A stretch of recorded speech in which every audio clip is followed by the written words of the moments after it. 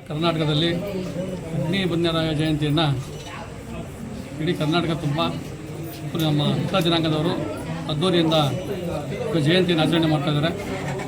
ಇವತ್ತು ನಾವು ಮುಖ್ಯವಾಗಿ ನೆನೆಸ್ಕೋಬೇಕಾಗಿರೋದು ನಮ್ಮ BJP ಪಕ್ಷದ ನಮ್ಮ ಏನು CM ಆಗಿರೋಲ್ಲ ಬಸವರಾಜ ಬೊಮ್ಮಾಯಿ ಇವತ್ತಿನ ದಿವಸ ನೆನೆಸ್ಕೋಬೇಕಾಗಿದೆ ನಾವು ಅವ್ರನ್ನ.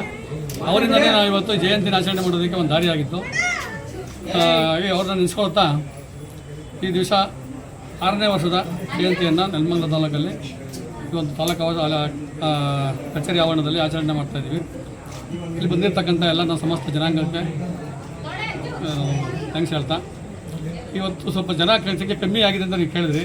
ಯಾಕೆಂತಂದರೆ ಇವತ್ತು ಗೊಲ್ಲಳ್ಳಿ ಜಾತ್ರೆ ಇದೆ. ಏನು ನೆಲಮಂಗಲದ ನಮ್ಮ ಜನಾಂಗ ಇದ್ದಾರೆ, ಎಲ್ರಿಗೂ ಮನೆ ದೇವರು. ಹಾಗಾಗಿ ಆಂಜನೇಯ ಮನೆ ದೇವರಾಗಿರೋದ್ರಿಂದ ಎಲ್ಲರೂ ಅರ್ವೆಂಟಿಗೆ ಬರ್ತಿದೆ ಅಲ್ಲಿ. ಹಾಗಾಗಿ ಅಡ್ವಾಂಟಿಗೆ ಆಗಿರೋದ್ರಿಂದ ಎಲ್ಲ ಜನ ತುಂಬ ಜನ ಆಗಿದ್ದಾರೆ. ಹಾಗಾಗಿ ಸರ್ ಸಿಂಪಲ್ಲಾಗಿ ಮಾಡಿದ್ದೀವಿ.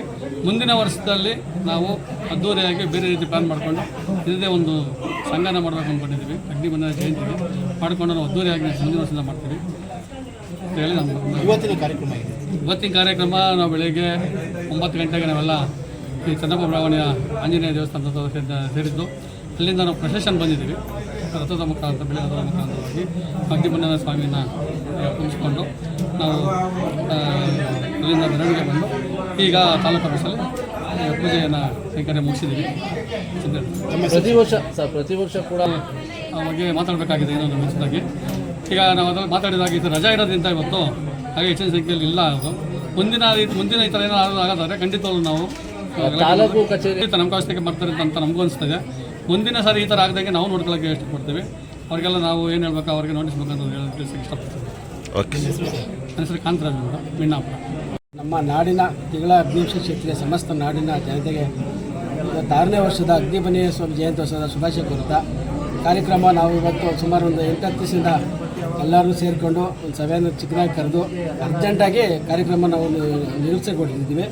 ಈಗ 6ನೇ ವರ್ಷದ ಕಾರ್ಯಕ್ರಮವನ್ನು ನಾವು ಬೆಳ್ಳಿ ರಥದಲ್ಲಿ ಸ್ವಾಮಿ ಅಗ್ನಿ ಬನ್ಯರಾಯ ಸ್ವಾಮಿಯನ್ನು ಪೂಜೆಯನ್ನು ಏರ್ಪಟ್ಟು ರೆಡಿ ಮಾಡಿಸಿ ವೀರಗಾಸೆ ಮತ್ತು ಮಂಗಳವಾದ್ಯದೊಂದಿಗೆ ಮೆರವಣಿಗೆ ಬಂದು ಪ್ರೊಸೆಷನ್ ಬಂದು ತಾಲೂಕು ಆಫೀಸಲ್ಲಿ ಸರ್ಕಾರಿ ಅಧಿಕಾರಿಗಳೊಂದಿಗೆ ಸ್ವಾಮಿ ಅಗ್ನಿ ಬನ್ಯರಾಯ ಸ್ವಾಮಿಯನ್ನು ಪೂಜೆಯನ್ನು ಏರ್ಪಡಿಸಿ ಎಲ್ಲರಿಗೂ ಸಿಹಿ ಹಂಚಿ ಹಾಗೂ ಬಂದಿರೋಂಥ ನಮ್ಮ ಸಮಾಜದ ಅಗ್ನಿವಂಶ ತಿಂಗಳ ಕ್ಷೇತ್ರೀಯ ಕುಲ ಬಂದವರಿಗೆ ಆಚೆಗಡೆ ಮಜ್ಜಿಗೆ ಮತ್ತು ಪಾನಕ ವಿತರಣೆ ಕೊಟ್ಟು ಎಲ್ಲರಿಗೂ ಇಡೀ ಸಮಾಜದ ಎಲ್ಲ ಮುಖಂಡರುಗಳಿಗೂ ಹಾಗೂ ಭಕ್ತಾದಿಗಳಿಗೂ ಸಾರ್ವಜನಿಕರಿಗೂ ರಸ್ತೆಬಳೆ ಮಜ್ಜಿಗೆ ಪಾನಕ ಕೊಟ್ಟು ನಮ್ಮ ಪೂಜೆಯನ್ನು ಮುಗಿಸಿ ಎಲ್ಲರಿಗೂ ಗೌರವದೊಂದಿಗೆ ನಮ್ಮ ಅಭಿನಂದನೆ ಸಲ್ಲಿಸಿ ನಾವು ಜಯಂತಿಯನ್ನು ಆಚರಣೆ ಮಾಡಿ ಯಶಸ್ವಿಗೊಳಿಸಿದ್ದೀವಿ.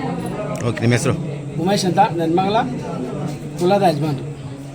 ಇದರಲ್ಲಿ ತಿಂಗಳ ಅಂತ ಇವತ್ತು ಜೊತೆ ಮಾಡಿದ್ರೆ ಏನು ಸರ್ ವಿಶೇಷ?